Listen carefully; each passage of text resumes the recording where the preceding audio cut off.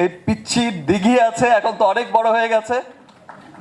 সিয়াম আহমেদ, আপনাদের সকলের ভালোবাসার সুপারস্টার। বিদ্যাসির আমিম, আরেক লেডি সুপারস্টার। তারপর শবনম ফারিয়া, আমার খুব পছন্দের একজন নাটকের শিল্পী। তারপর মিম মান্তাসা। এখানে তো মানে সবসময় আপনারা দেখেছেন যে রিমার্ক হারল্যান্ডকে সবাই মানে এর আগে যখন যতগুলো প্রোগ্রাম আপনারা দেখেছেন যে দেশের সব তারকারাও যেভাবে ওন করে, আসলে রিমার্ক হারল্যান্ড একা আমাদের রিমার্ক পরিবারের কোনো প্রতিষ্ঠান নয়।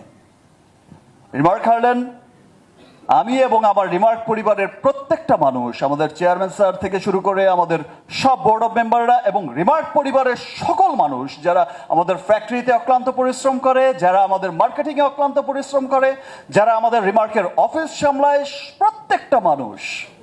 প্রত্যেকটা মানুষ ফিল করে এটা আমাদের রিমার্ক হারল্যান্ড। এবং সেই সাথে আমি খুব আনন্দিত আমার সমস্ত স্টার সুপারস্টাররা ফিল করে আমাদের রিমার্ক হারল্যান্ড। এবং আমি আরো আনন্দিত শুধু রিমার্ক পরিবার এখানেই সীমাবদ্ধ নয়, দেশের প্রত্যেকটা মানুষ ফিল করে রিমার্ক হারল্যান্ড আমাদের কোম্পানি।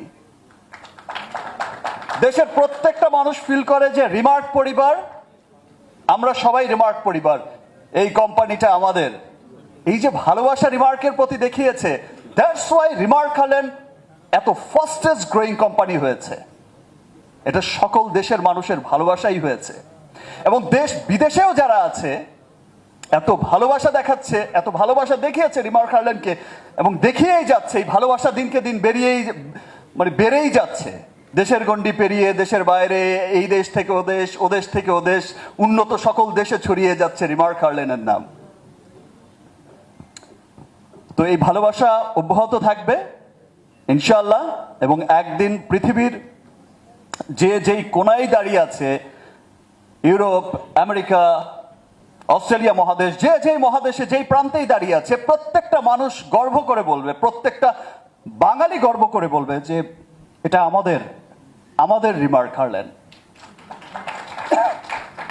সরি, আমি আবারও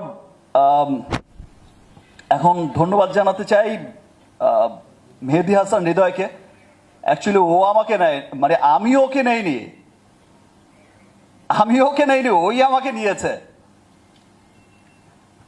মেহেদী হাসান হৃদয়ই আমাকে কাস্ট করেছে, বিকজ আমি সেই সেম প্রিয়তমার মতো একটা অনেকদিন নতুন একজন ডিরেক্টর নাটক বানিয়েছে, ওকে ফাইন, ঠিক আছে, আমাকে একটু গল্প শোনাতে চায়। আমি একদিন বলেছি যে ওকে ফাইন, ঠিক আছে, আসো।